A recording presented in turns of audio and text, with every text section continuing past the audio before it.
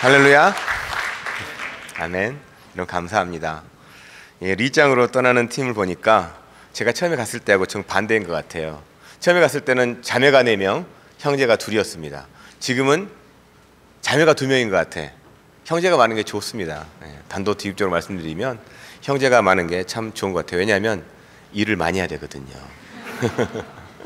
형제가 가면 잘 섬길 수 있고 또 그렇기 때문에 좋은 것 같습니다. 제가 여기 온 지가 2010년도, 2011년도 이렇게 2년 동안 사역을 했습니다. 그때도 우리 청년들이 많이 와줬고요. 감사하게도 정말 한 분 한 분들이 같이 참여해서 교회를 이루고 또 형제들이, 자매들이 결혼도 하고 또 여기에 있다가 이제 결혼해가지고 애도 낳고 미사가 교회로 올라가는 친구도 있고 또 거기다가 다시 내려온 친구도 있고 그러는 것 같은데요. 하나님께서 인도에 가심이라고 저는 확신합니다. 하나님께서 인도하시는 것이 제 계획보다 먼저 앞서는 거예요. 자꾸 저보고 계획을 얘기해달라고 그러시는데 계획보다 중요한 건 하나님의 인도하심이거든요. 하나님의 인도하심 있은 다음에 계획을 차츰차츰 나누려고 합니다. 오늘은 하나님의 선하시고 아름다우신 그 이야기 10번째죠. 선하고 아름다우신 하나님, 오늘은 하나님의 섬기름이라고 하는 제목으로 함께 좀 말씀을 나누기 원합니다. 이 세상의 법칙, 이 땅을 살아가는 법칙이 경쟁이라면 하늘의 법칙, 성도로서 이 땅을 살아가는 삶의 법칙은 섬김입니다. 여러분들 계속 경쟁하잖아요. 그죠? 학교에서도 학점으로 경쟁하고 또 우리 자매들은 다 이렇게 예쁘시고 한데 미모로 경쟁하고 저 있을 때 우리 형제들은 이 몸으로 경쟁하느니라고 저 밖에 있어요. 지금 그 형제. 서로 경쟁하면서 이렇게 몸을 키웠던 그런 시간이 있습니다. 하지만 하늘의 법칙은 이 섬김이라고 하는 겁니다. 저는 오늘 말씀이 나오는 성경에 나오는 이 예수님을 바라보면서요. 예수님이 아주 탁월하게 잘하시는 게 한 가지 있었어요. 뭐냐면 프레젠테이션이에요. 예수님은 PPT가 없는데도 불구하고 엄청 이렇게 프레젠테이션을 굉장히 잘하셨거든요. 오늘 말씀도 보면 거기에 한 대목이에요. 어린아이 하나를 탁 데리고 나와가지고 예수님께서 가르침을 주시잖아요. 동일하게 저도요 여러분들에게 어린아이들을 좀 보여주고 싶습니다. 혹시나 영상 나옵니까? 미석에서 안 나와가지고 청년들한테 이분을 설명하려니까 얼마나 힘들었는지 영상에 나오니까 참 감사하네요. 네.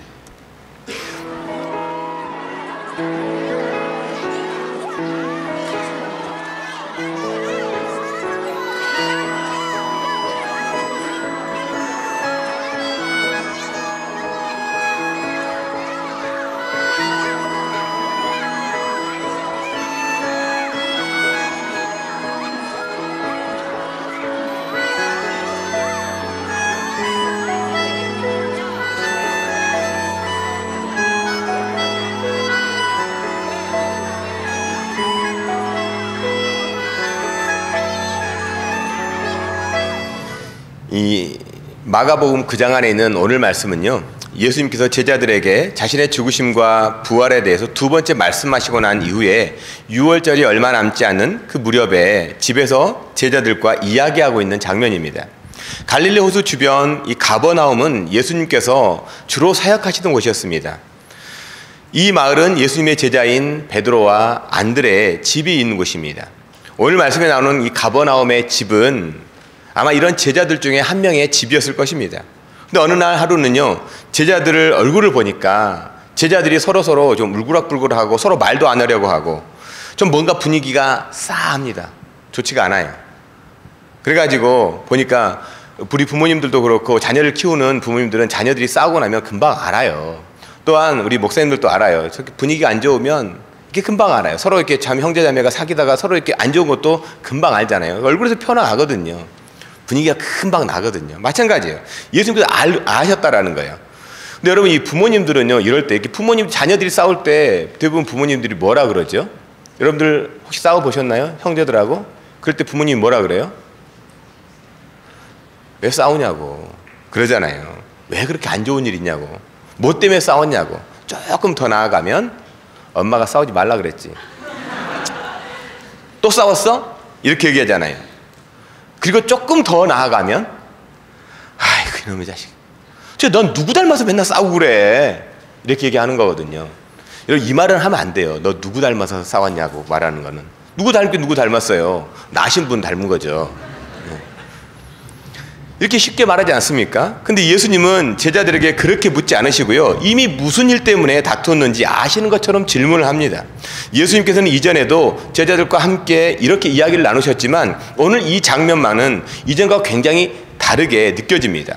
이제 얼마 후면 예루살렘에서 세 번째 유월절이 다가오게 되고 그때 예수님은 십자가에 올라가셔야만 하는 굉장히 긴박한 시간이기 때문에 그렇습니다. 사실 오늘 말씀의 장면은 성경에 나오는 정말 불편한 장면들 중에 하나입니다.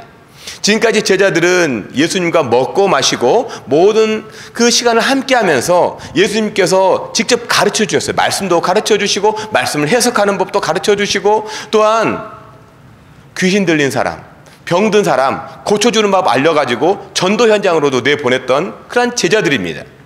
더군다나 베드로와 야고보, 요한은 예수님이 영광스러운 모습, 변화산에서 정말 너무나도 아름다운 모습으로 모세와 엘리야와 이야기하고 있는 장면까지도 보았습니다. 3년여를 예수님이 직접 가르치셨는데 그리고 예수님의 죽으심과 부활에 대해 벌써 두 번째 말씀하셨고 이제 얼마 후면 정말로 예수님과 함께 할 수 없는 절박한 시간인데 이때 제자들은 서로 누가 더 대단한 사람인지 누가 지금까지 예수님을 더 잘 섬겼는지 누가 더 큰 자인지 말다툼이 일어났다라는 겁니다. 그래서 이 장면만을 따로 떼어놓고 본다면 이렇게 말할 수 있을 거예요. 와, 예수님도 사역을 실패하셨네. 참 이 공동체를 보니까 실패한 공동체네.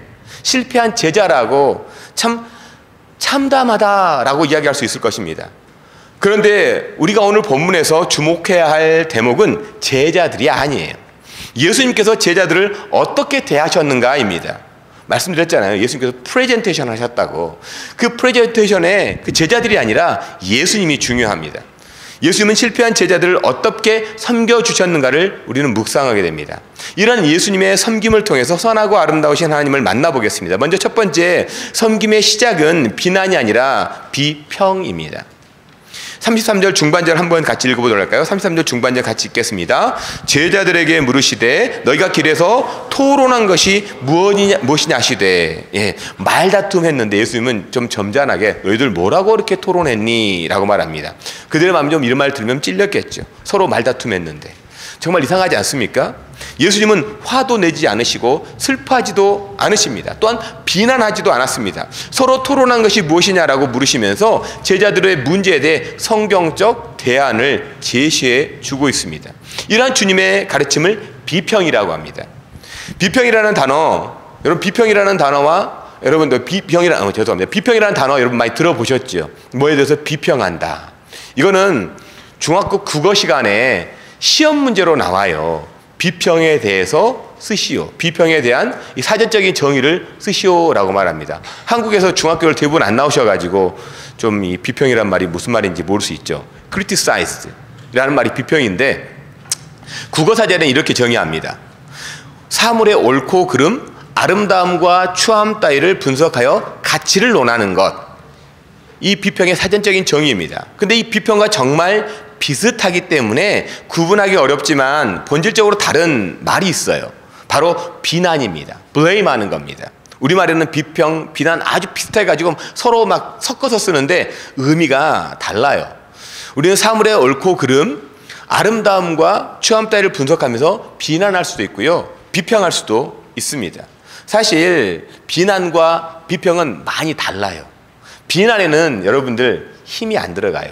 그냥 생각나는 대로 그냥 막 화나는 대로 어휴 저놈 자식 누가 났는지 몰라도 막 그렇게 얘기하는 거예요. 비평은 다릅니다. 옳고 그름을 인지해야 하기 때문에 훨씬 더 많은 에너지가 들어가는 게 비평이에요. 비난이 힘이 하나도 안 들어가고 그냥 생각나고 말 나온 대로 하는 것이 비난이라면 비평은 우리가 사물에 대해서 관찰을 해야 되고 사람에 대해서 인지를 해야 되고 사건에 대해서 옳고 그름을 분별해야 하기 때문에 굉장히 에너지가 많이 들어갑니다. 근데 이 제자들이요, 누가 큰 자인가 증명하기 위해서 서로 비난을 하고 있었습니다. 근데 예수님은 이들을 비난하지 않으셨어요. 대신 누가 큰 자인가에 대한 본질을 명확하게 알려주고 계십니다. 즉 비평을 해주시는 것이지요. 성경에는 같은 구조의 이야기가 여러 군데 나오고 있어요. 요한복음 8장에 보면 가늠하던 현장에 잡혀온 여인이 있습니다. 많은 사람들이 돌을 들어가지고 돌을 던지려고 합니다. 이건 바로 비난의 현장이에요. 나는 힘이라는 도 딱 보니까 쟤는 돌 맞아도 쏴라고 그냥 단순하게 생각을 하는 겁니다. 그래가지고 눈이 그냥 이렇게 찢어져가지고 돌 들어 더 치려고 하고 있는 현장. 거기에 예수님은 어떻게 반응합니까? 거기에 인간에 대한 예수님의 비평이 나옵니다. 인간에 대한 예수님의 비평. 너희 중에 죄 없는 자가 돌로 치라. 이것이 예수님의 비평이에요. 그러니까 그 여인을 비난하던 사람들이 슬그머니 사라져버리지요. 동일하게 오늘 말씀에서요, 예수님은 제자들을 비난하지 않고 비평하고 가르치셨습니다.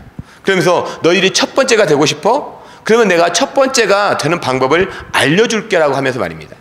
그리고 두 번째는요, 예수님은 제자들에게 하나님의 마음에 대한 이 이론적 가르침을 주십니다. 즉 띠어리를 주는 거예요. 이것은 이론적 가르침을 주고 계십니다. 그 내용이 35절 말씀이에요. 우리 35절 말씀 한번 같이 읽어보도록 할까요? 예수께서 앉으사 12 제자를 불러서 이르시되 누구든지 첫째가 끝이 되며 무사람을 섬기는 자가 되어야 하리라 하시고, 예수님께서 먼저요 첫 번째가 되기 위한 대안으로 무사람의 끝이 되어야 한다라고 말씀합니다. 근데 여러분, 사람들은 왜 첫 번째가 되고 싶어 하는 걸까요? 왜 경쟁에서 이기고 싶어 할까요? 나는 왜 남들보다 뛰어나야 된다라고 생각하는 걸까요? 첫 번째가 되어야 우리는 영향력을 발휘할 수 있다고 생각하기 때문입니다. 교회에서도 너무나도 많이 이렇게 가르치셨지요. 1등이 되어야 해. 제가 중고등부 때요, 코스타 때, 언젠가 얘기했을지도 모릅니다. 중고등부 코스타 갔다 온 친구가 한숨 푹푹 쉬면서, 그때 전도사니까, 전도사님 너무 힘들어요. 왜? 학교에서 이번에 2등 했어요. 코스타에서 그 목사님이 1등을 하라고 했는데 2등이 돼서 너무 힘들어요. 그런 친구가 아직 큰빛교회 청년부에 있습니다. 제가 뭐라고 얘기해야 될까? 난 2등도 못 해봤는데, 뭐 3등도 제대로 못 해보고, 늘 공부하면 뒤에서 이렇게 슬슬 거리고, 친구들하고 노는 거 좋아해가지고 쓸데없는 거 많이 막 쫓아다니면 알고. 오늘 그 청년부에서 갔더니요, 청년부 전도사님이 큰빛교회 위키피디아라고 그러시더라고요. 저보고 무엇이든지 물어보세요. 제가 아는 거 없거든요. 정말 제가 아는 게 정말 너무 없다라고 생각해서 그냥 책도 보고 좀 이렇게 뭐 이렇게 다큐멘터리도 보고, 그러면서 이렇게 남들보다 조금이라도 더 알고 싶은 마음에, 어쩌면 제 연약함일 수 있겠죠, 좀 알아가는데, 그렇게 그런 얘기를 하면 잘 모르시는 분들이 많이 계시긴 하더라고요. 예. 왜 모르는지 모르겠지만, 누구나 다 아는 얘기를 왜 모르시는지 모르겠지만, 아무튼 예. 갑자기 이 얘기 나누다가 왜 첫 번째가 되고 싶어 할까? 예. 영향력을 발휘할 수 있기 때문이라고 한다는 거예요. 사람이 경쟁에서 이기고요, 1등이 되고자 하는 보다 근본적인 이유에 대해 경제학의 아버지, 예. 현대 경제학의 아버지가 누구죠? 시장 자본주의 최초로 책을 쓴 국부론의 저자? 다 알잖아요, 여러분들. 몰라요? 아담 스미스? 경제학과, 이코노믹. 네. 자본주의를 하려면 이 아담 스미스부터 배워야 하잖아. 아담 스미스가 국부론을 썼지만 국부론보다 17년 전에 먼저 쓴 책이 뭐냐면 도덕감정론이라는 책이에요.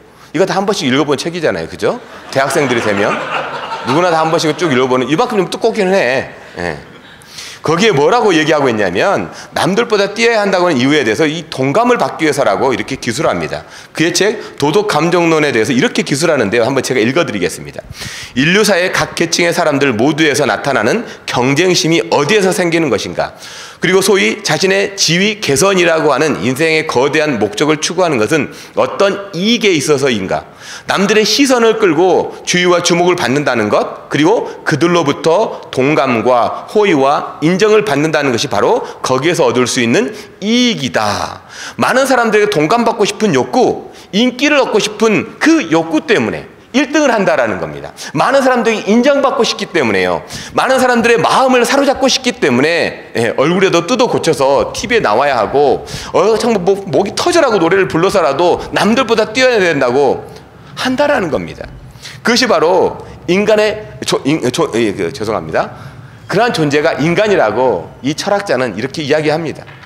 그래서 우리에게 익숙한 단어가 남들보다 뛰어난 위치에 있는 리더십 아닙니까? 리더십 뭐 이렇게 성경 공부하고, 리더십 강해하고 뭐 많이 하잖아요. 리더십, 영향력 있는 사람이라는 말은 얼마나 매력적인지. 매년 리더십에 대한 책이 서점에 가면 홍수처럼 쏟아져 나오잖아요. 여러분 리더십들 책 읽어보셨죠? 한두 권 다 읽어보셨잖아요. 그죠? 여러분 책꽂이에 없습니까? 저는 몇 종류가 있는데, 예. 목사님도 쓰신 것도 있고, 또한 이 경영학자가 쓴 것도 있고, 어떤 사장님이 쓰신 것도 있고, 굉장히 많이 나와 있습니다. 왜 베스트셀러의 상위 목록에 차지할까요? 다른 사람들을 매료시키고 영향력을 미친다는 그 말이 너무 좋아서, 남들에게 영향력을 미칠 수 있을 것 같아서. 근데 이 리더십이라는 말을 좀 더 애적인 표현, 옛날 말로 표현한다면 카리스마입니다. 카리스마. 칼이스마가 아니에요. 안경 쓰고 누굴 째려보면서 칼이스마, 이게 아니에요. 성경에 이 단어가 나와 있어요. 성경에 나온 단어는 부드러워요. 카리스마. 근데 우리는 자꾸 카리스마, 마치 그 식민지 시대와 또 군사정부, 군사 독재 탁 쓰고 나와서 딱 이러고 있는 모습이 카리스마 있는 모습이라고 우리 형제들 생각하잖아요. 자매들 안 좋아해. 요즘의 자매들은. 네. 카리스마는 부드러움이라고 할 수 있습니다. 성경에 쓰여 있는 그 의미가 뭐냐면요, 하나님께서 주신 기프트예요. 은사입니다. 하나님의 카리스, 하나님의 은혜를 받은 사람이면 모두 다 갖는 선물이 카리스마입니다. 그렇다면 왜 하나님께서는 은사를 주신 걸까요? 왜 이렇게 기프트를 주신 걸까요? 교회론을 가장 잘 설명하고 있는 에베소서 4장 이 7절에 보면 우리 각 사람에게 그리스도의 선물의 분량대로 은혜를 주셨나니, 이 은혜를 주셨다, 선물의 분량대로, 여기 반복이 됩니다. 카리스마, 카리스 주셨다라고 말합니다. 그러면 11절과 12절에 은사를 주신 구체적인 이유에 대해서 말씀하는데 한번 같이 읽어보도록 할까요? 에베소서 4장 말씀 같이 읽겠습니다. 그가 어떤 사람은 사도로, 어떤 사람은 선지자로, 어떤 사람은 복음 전하는 자로, 어떤 사람은 목사와 교사로 삼았으니 이는 성도를 온전하게 하여 봉사의 일을 하게 하며 그리스도의 몸을 세우려 하심이라. 은사의 목적이요, 카리스마의 목적, 바로 성도를 온전하게 하고 봉사의 일을 하게 하며 그리스도의 몸을 세우게 하심이라고 이렇게 정의를 합니다. 하나님의 은사는요, 하나님의 선, 하나님의 영광을 이루기 위함입니다.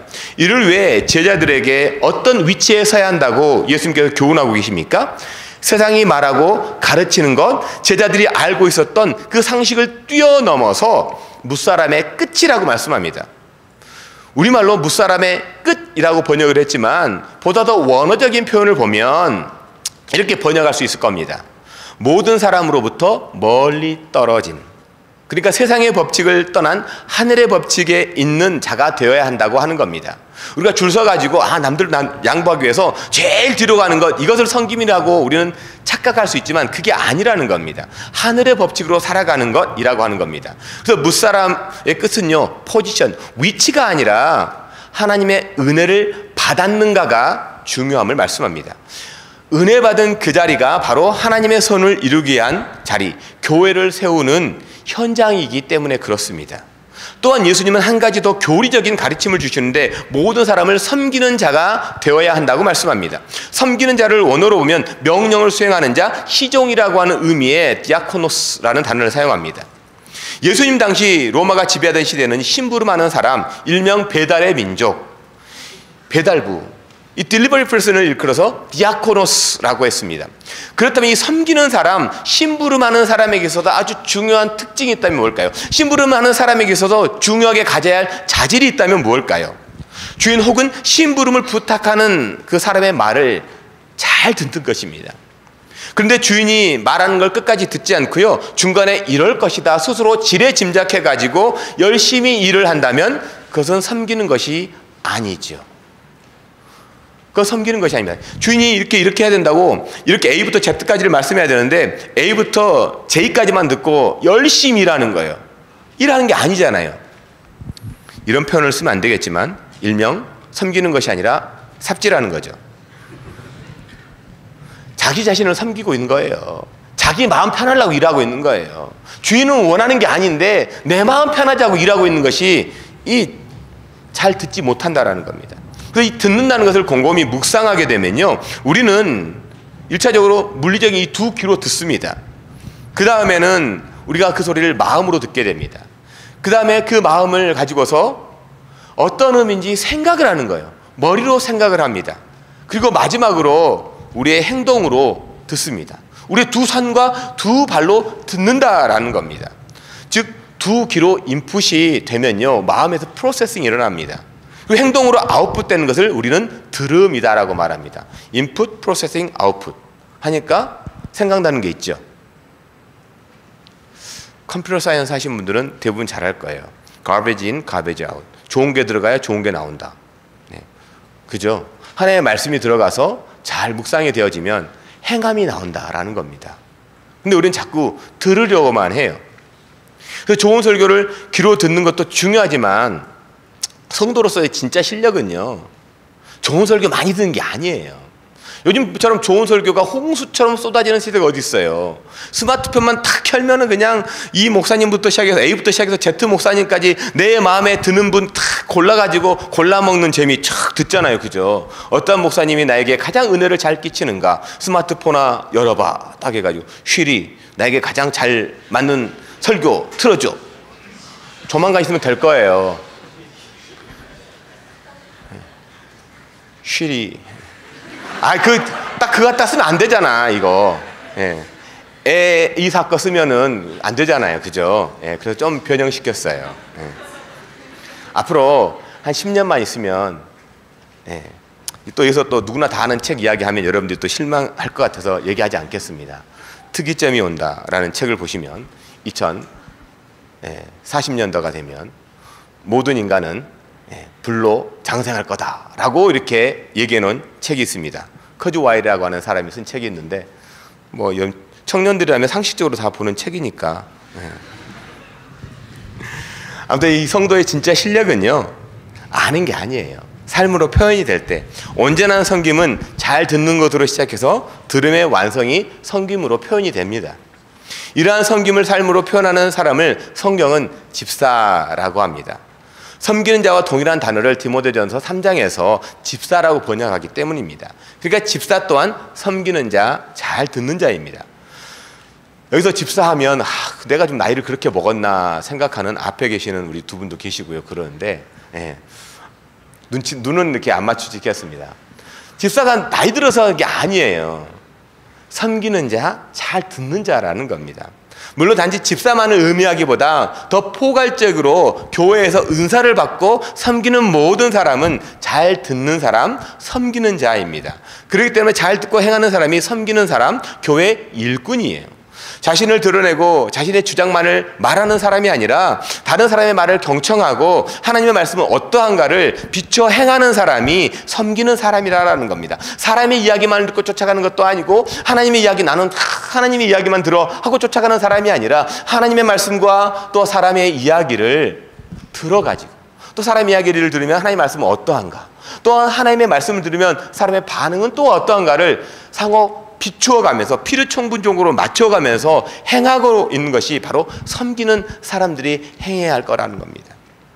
예수님께서 지금까지요, 제자들에게 발생한 문제의 원인을 정확하게 말씀하시고 문제 해결책에 대해 위치보다 더 중요한 것이 은혜 받는 것이고 섬김이라고 하는 계율과도 같은 가르침을 주셨다면요, 제자들이 그러면 어떻게 삶에서 실천이 가능한가, 그럼 이것을 어떻게 실천할 수 있는가 말씀해 주십니다.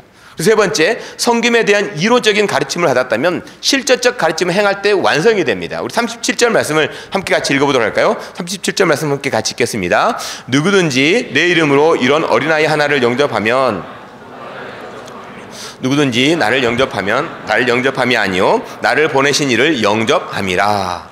이 30절 한 절에요, 영접이라는 단어가 몇 번이 사용되고 있습니까?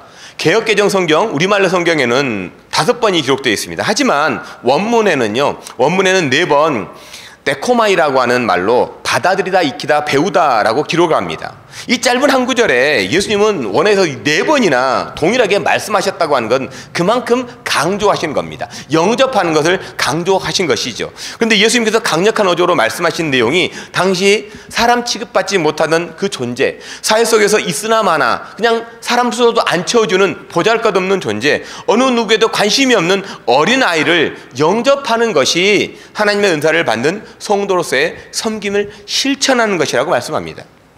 그러면 여러분, 지금까지 예수님의 말씀과 가르침을 들었습니다. 그러니까 우리가 그렇게 살 수가 있을까요? 예수님 말씀을 들었고 가르침을 받았으니까 내 마음에 깨달음이 오고 그렇게 살아야겠구나 라고 생각을 하지만 그렇게 살 수가 있을까요? 여러분 처음에 보셨던 그 훈훈한 동영상 기억하십니까? 이 영상에서 1등으로 뛰던 친구가요, 뛰는 것을 멈추고 돌아가서 친구를 일으켜 세워주었습니다. 어떻게 이 아이는 경쟁의 현장에서 넘어진 친구에게 다가가서 다시 일으켜 세워줄 수 있었을까요? 이 아이의 인터뷰에서요 보니까 1등을 다투며 뛰다가 내 발에 친구가 걸려 넘어졌다. 초등학교 마지막 행사에서 친구가 꼴등이 되거나 실격 처리가 되는 것이 싫었다라는 기사를 보면서요, 그 짧은 순간 넘어진 친구를 생각하는 이 아이의 모습에서 친구의 마음을 자신의 마음으로 치환시켰기 때문에 달리던 길을 멈추고 친구의 손을 붙잡을 수 있었음을 깨닫게 됩니다. 바로 마음을 치환시켜 보는 거예요. 즉 상대방의 마음 안에 내 마음을 우겨 넣는 것이 아니라 내 마음 안에 상대방의 마음을 넣어보는 것, 이것을 우리는 보통 공감의 능력이라고 말합니다. 이러한 모습을 보며 우리도 훈훈한 마음이 드는 것은 공감의 영향력 때문입니다. 근데 앞의 영상을요 어른의 버전으로 여러분을 위해서 한편 마치 이렇게 이야기처럼 한번 들려드리도록 하겠습니다. 이것을 우리 현실에 살아가는 이야기, 이건 2014년도에 아이들에게 있었다면 현실의 우리 어른들의 이야기로 한번 바꿔서 이야기해 보겠습니다. 저는 직장에서 A 과장이고 일명 잘 나가는 사원입니다. 조금 있으면 부장 승급도 받게 될 것이고 또한 성과급도 받습니다. 그런데 옆에 있는 B 과장 보니까, 옆에 있는 이 김 과장을 보니까 김 과장은 홀어머니를 모시고 있고 또 자녀들 많이 낳았고 또 전화 받는 거 보면 쩔쩔매는 거 보니까 빚 독촉에 시달리고 있는 그런 모습을 보게 됩니다. 그래서 그 사람이 더 높은 급여가 필요하고 그렇기 때문에 더 높은 직급으로 나는 추천하기 원합니다. 저는 훈훈하게, 제 마음이 훈훈하게 B 과장을, 김 과장을 부장 승진 시키도록 적극적으로 돕기로 했습니다. 물론 이렇게 전개되는 소설이나 이야기 없습니다. 이 세상의 기준이 그렇지 않기 때문에 그렇습니다. 만약 이런 행동을 한다면요 세상적인 표현으로 낙오자가 되는 겁니다. 뒤처지기 때문에 그렇습니다. 그렇다면 왜 어린아이가 나온 동영상은 우리를 훈훈하게 볼 수 있지만 방금 이 어른의 이야기를 듣고 나는 이 복잡한 마음이 들까요? 왜 어른의 이야기를 듣고 나면 이렇게 복잡한 마음이 들까요? 오늘 말씀 속에 제자들의 이야기 또한 우리의 모습이기도 합니다. 예수님과 함께한 그 긴 여정 속에서 그토록 오랜 동안 말씀을 들었으면서 천국에 대한 소망을 가지고 있으면서도 삶의 기준은 여전히 세상에 붙들려 있습니다. 우리는요 우리의 기준을 하나님의 기준과 일치시킬 수가 있을까요? 우리의 기준을 하나님의 기준과 일치시킬 수가 있을까요? 원래 우리는 그렇게 할 수가 없어요. 우리 스스로 그렇게 절대 할 수가 없습니다.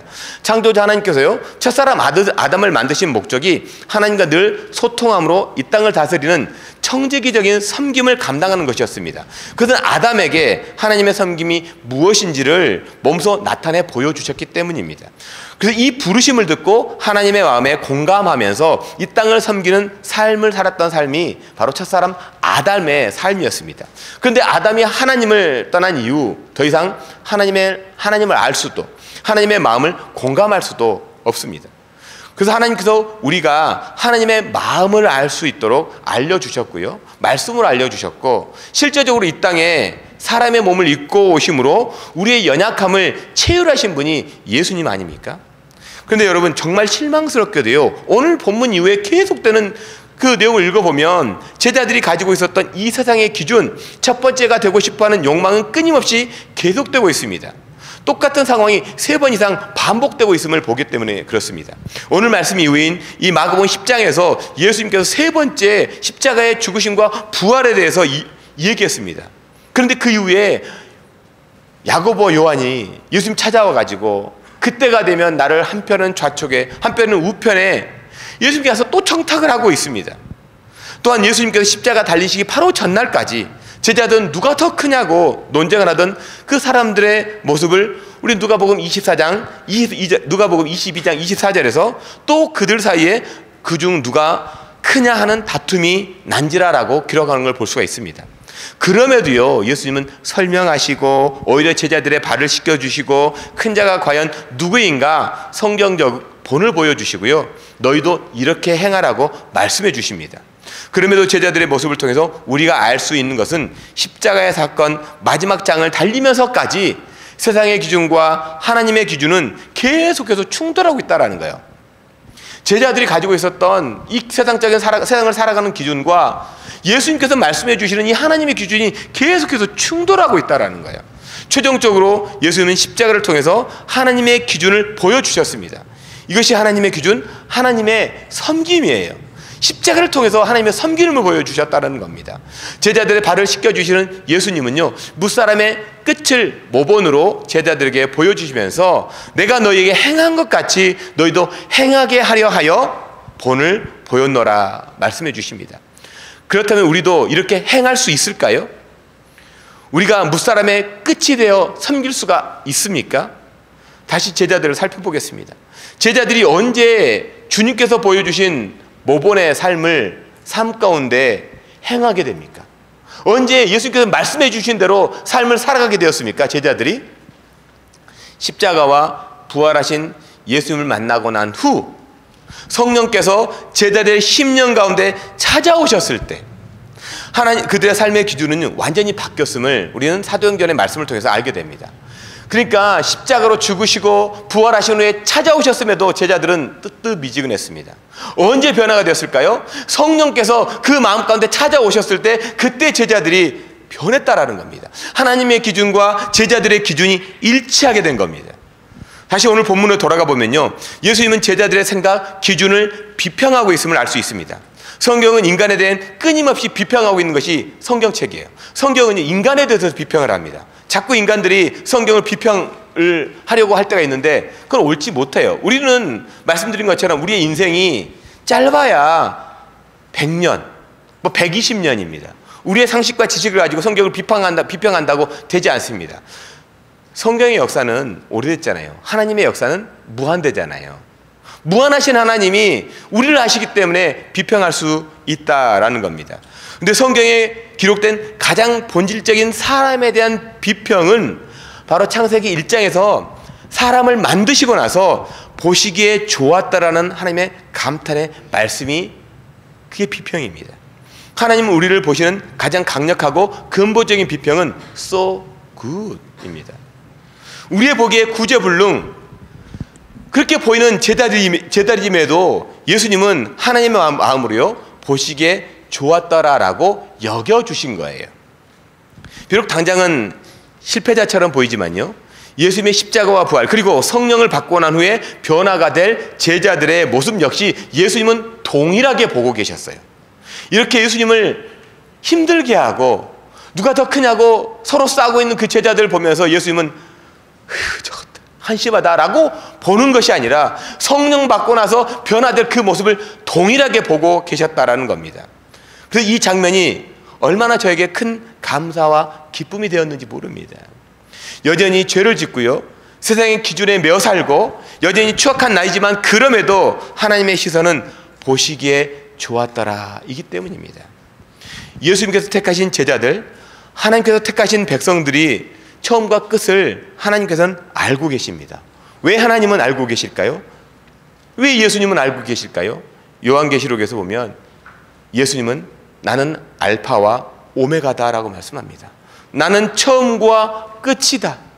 네가 천지창조 이전부터 어떻게 조성될 걸 내가 알고 있었고, 네가 다시 오실 예수 그리스도를 만나고 나서 하나님 나라의 백성, 새하늘과 새 땅의 그 백성으로 어떻게 살아가야 될지를 나는 지금 보고 계시는 하나님이기 때문에 그렇다라는 거예요.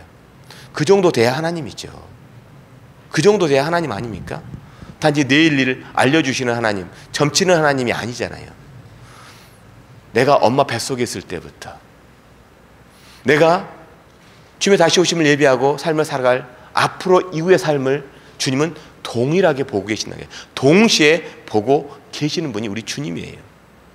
사랑하는 여러분, 여러분이 이 다운타운교회 열심히 섬기신 분들 많이 계십니다. 또한 교사로 섬기는 분도 계시고요, 목회자로 섬기고 어떤 직분을 받아서 섬긴데, 그런데 10년을 5년을 1년을 헌신하며 섬겨왔는데 변하지 않는 그 사람들을 보면서 혹은 나를 보면서 속상하고 실망한 적 없습니까? 사실 저는요, 제가 오늘 청년부 보면서 실망하고 그런 적 한 번도 없어요. 우리 애들 보면서 6년 전에, 17년 전에 그 청년들 보면서 실망한 적이 없어요. 그때 청소년들이에요. 혈기왕성할 때 정말 가출하고 말 안 듣고 대들고 그런 친구들이 있었습니다. 물론 여기에 그 제자 중에 한 사모님도 계세요. 제 제자 중에는. 여기에 한 번도 저는 실망해 본 적이 없습니다. 개인적으로요. 그런데 여러분들, 그런 사람 바라보면서 내가 이렇게 열심히 섬겼는데, 며칠 섬겼는데, 내가 예수 믿게 하려고 열심히 섬겼는데 정말 실망한 적 없지 않습니까? 우리의 열심은요, 심지어 교회에 대한 열심조차도 비난되기 쉬워요. 때로는 그 열심이 절망으로 변하기도 합니다. 너무 열심히다 보면 절망할 때가 있어요. 그러니까 하나님의 그 인도심 따라가야 한다는 거예요. 그렇지 않고 내 열심으로 하다 보면 절망이 찾아옵니다. 하지만요, 우리가 십자가 바라보고 성령의 내주하심과 충만케 하심으로 우리의 기준을 하나님과 맞추기 시작할 때 하나님의 섬김을 공감하기 시작하고 하나님의 시선으로 나의 내면과 살아가는 이웃을 비평할 수 있어요. 십자가 예수 그리스도를 만나지 않고서, 부활하신 예수님을 만나지 않고서는 내가 사람에 대한 비평을 할 수가 없습니다. 그 사람이 어떤 사람인지 쉽게 비난할 수 있지 비평이 되지 않습니다. 또한 내 자신, 내 내면을 통해서도요, 십자가의 예수 그리스도를 만나지 않고서는 나를 정직히 돌아볼 수가 없어요. 나도 나 자신을 모르기 때문에 어떻게 비평할 수가 있겠습니까?